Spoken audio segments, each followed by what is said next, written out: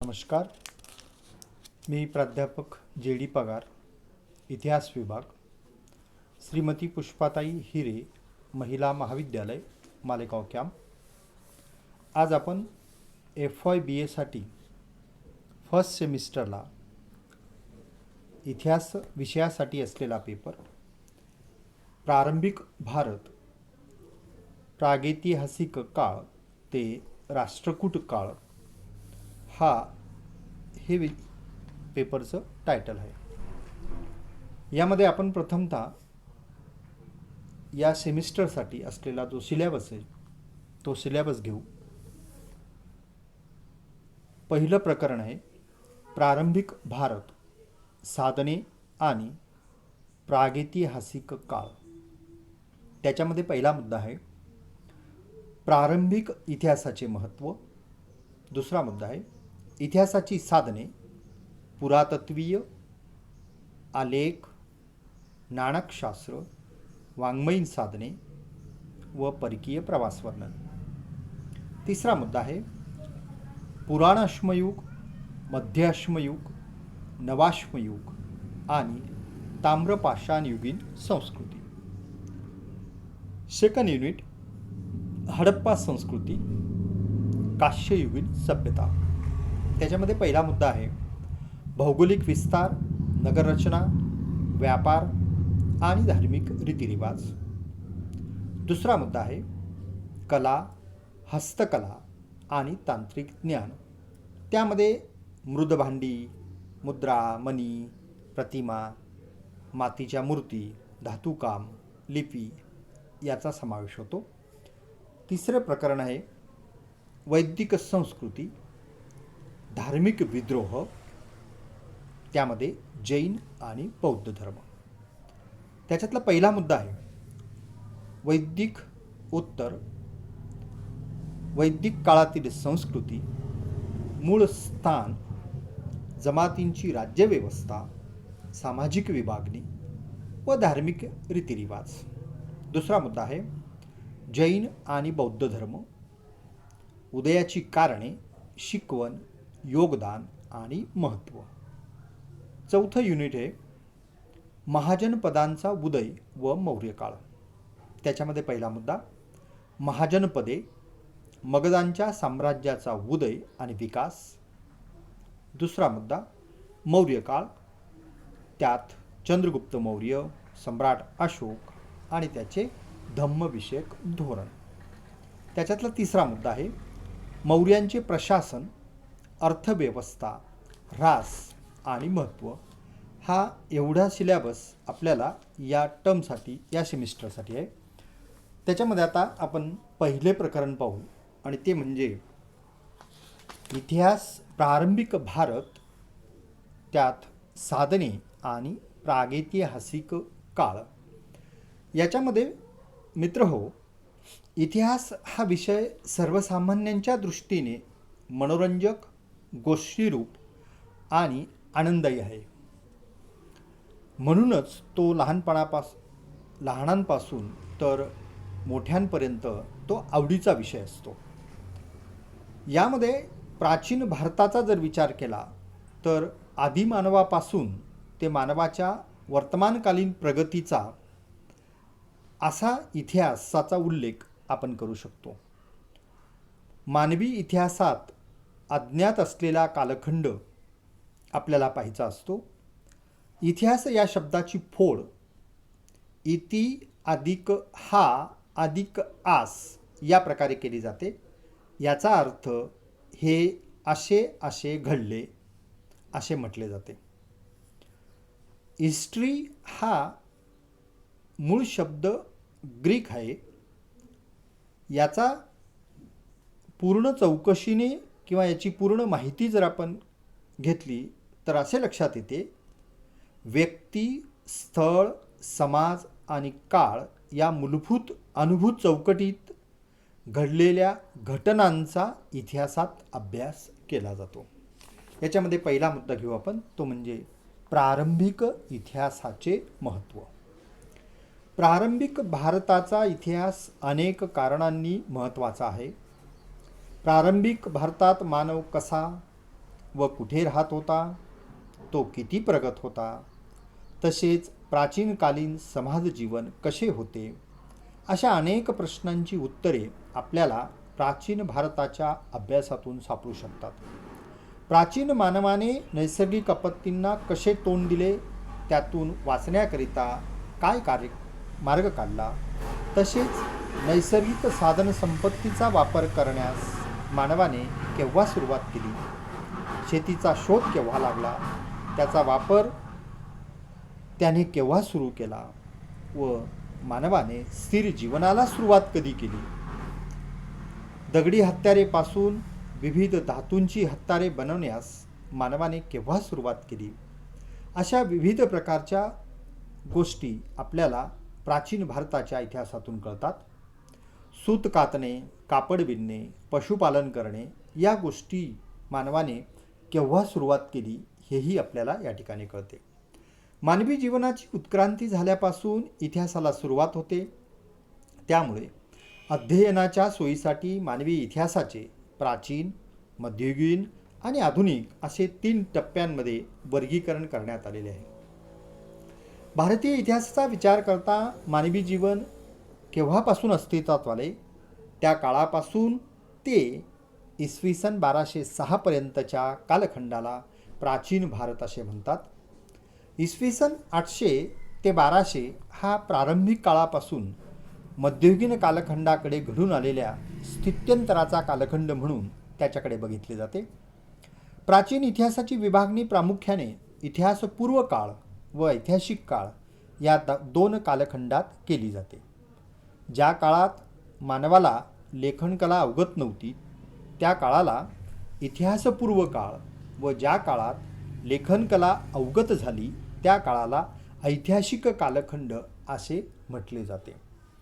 प्राचीन इतिहासाचे अध्ययन हे अनेक दृष्टीने महत्त्वाचे आहे, कारण प्राचीन भारताच्या इतिहासात अध्ययनातून आपल्याला भारतीय संस्कृतीची जडणघडण कशी झाली याची पूर्ण माहिती मिळते. त्यामुळे प्राचीन भारत ही संकल्पना समजून घेणे प्रथम आवश्यक आहे. प्राचीन काळी उत्तरेला हिमालय, दक्षिणेला समुद्र व मधल्या भूमीत राहणाऱ्या लोकांचा देश म्हणून भारताची ओळख होते. प्राचीन काळी या भूमीत भारतवर्ष असेही म्हटले गेले आहे. हे नाव इथे राहणाऱ्या भरत या प्राचीन काळाच्या राजाच्या नावावरून पडले. येथील लोक भारताचे वंशज म्हणून भारतीय व त्यांचा देश भारत म्हणून ओळखला जाऊ लागला. प्राचीन भारताच्या इतिहासाची सुरुवात ही प्रामुख्याने ज्या कालखंडातून सुरू झाली त्या कालखंडाला पुराण अश्मयुग, मध्य अश्मयुग, नव अश्मयुग व ताम्रपाषाण युग असे म्हटले जाते. ताम्रपाषाण युगाच्या अखेरच्या काळात हडप्पा संस्कृतीचा उदय झाला. भारतातील सर्वात प्राचीन व त्या काळातील अग्रगण्य संस्कृतीमध्ये हडप्पा संस्कृती ही एक संस्कृती होती.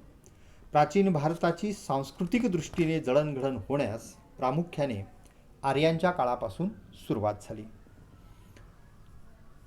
राजकीय दृष्टिकोनातून टोळ्यांचा काळ संपून विभाजित लोकसमूह एकत्र येण्याच्या काळास सुरुवात झाली.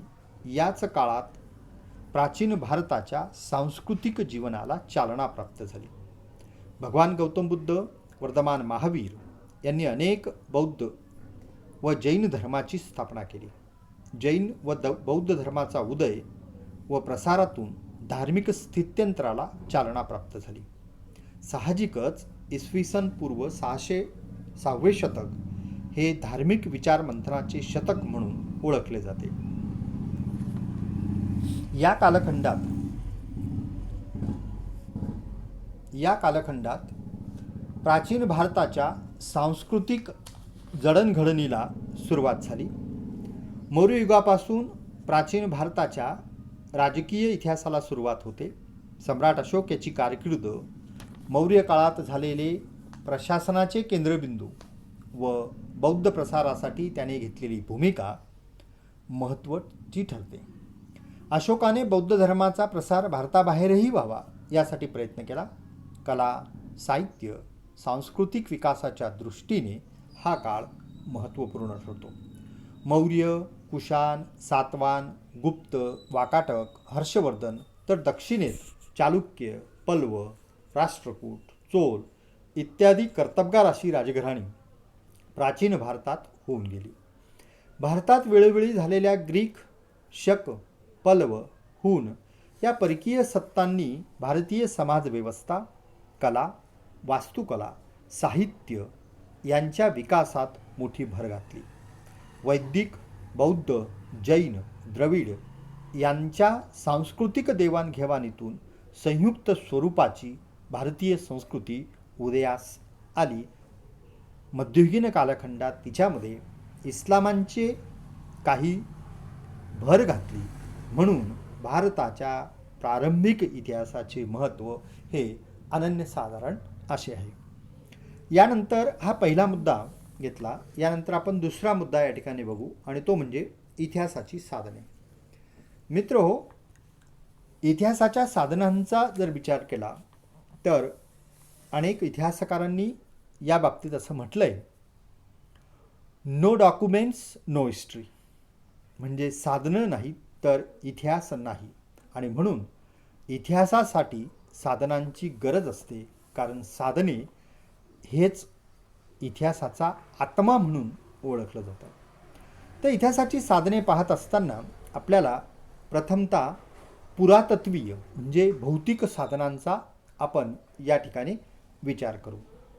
पुरातत्वीय अवशेषामध्ये प्रामुख्याने ताम्रपट येतात, विविध वास्तू येतात, लेणी येतात, आलेख येतात, नाण्यांचा सुद्धा उल्लेख याच्यामध्ये येत असतो. पुरातत्वीय भौतिक साधनांचा आपण थोडक्यात विचार करू. लाखो वर्षापासून मानवी संस्कृती पृथ्वीवर नांदत होती.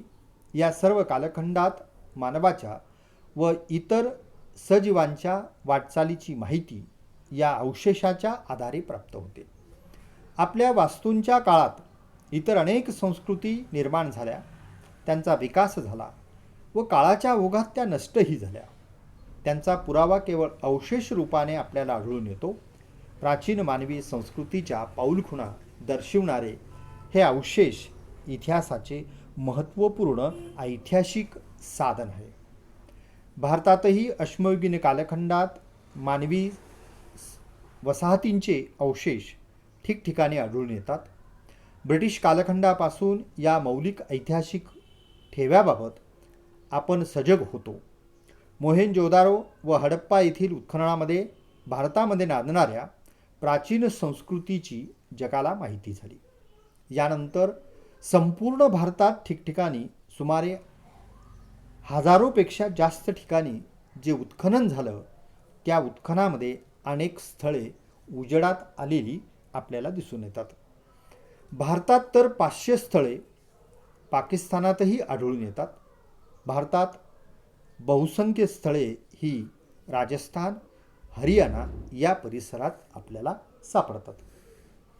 या संस्कृतीचा विस्तार पश्चिमेकडून पाकिस्तान, इराण सरहद्दीवरील बलुचिस्तानमधील सुतकाजे, उत्तरेकडील जम्मूजवळील मांडा, पूर्वेकडे आलमगीरपूर, तर दक्षिणेकडे दायमाबाद असा आढळून येतो. या विविध ठिकाणी सापडणाऱ्या अस्थी, शिल्प, थडगी, खापरी, मणी, भांडी, कापड, धान्य अशा विविध वस्तूंवरून इतिहासाचे महत्त्वपूर्ण साधन म्हणून आपण त्याचा उपयोग करतो. या अवशेषाच्या माध्यमातून प्राचीन काळातील धर्मकल्पना, समाजजीवन, रूढी, शहर व्यवस्थापन, खाद्यसंस्कृती, कला, धार्मिक जीवन व कलेच्या क्षेत्रातील प्रगती आपल्याला या ठिकाणी कळते. पुरातत्वीय साधनांमधला पहिला मुद्दा या ठिकाणी आपण बघू, तो म्हणजे ताम्रपट. प्राचीन काळापासून ताम्रपटाचा वापर हा प्रामुख्याने दानपत्र लिहिण्यासाठी झालेला आढळून येतो.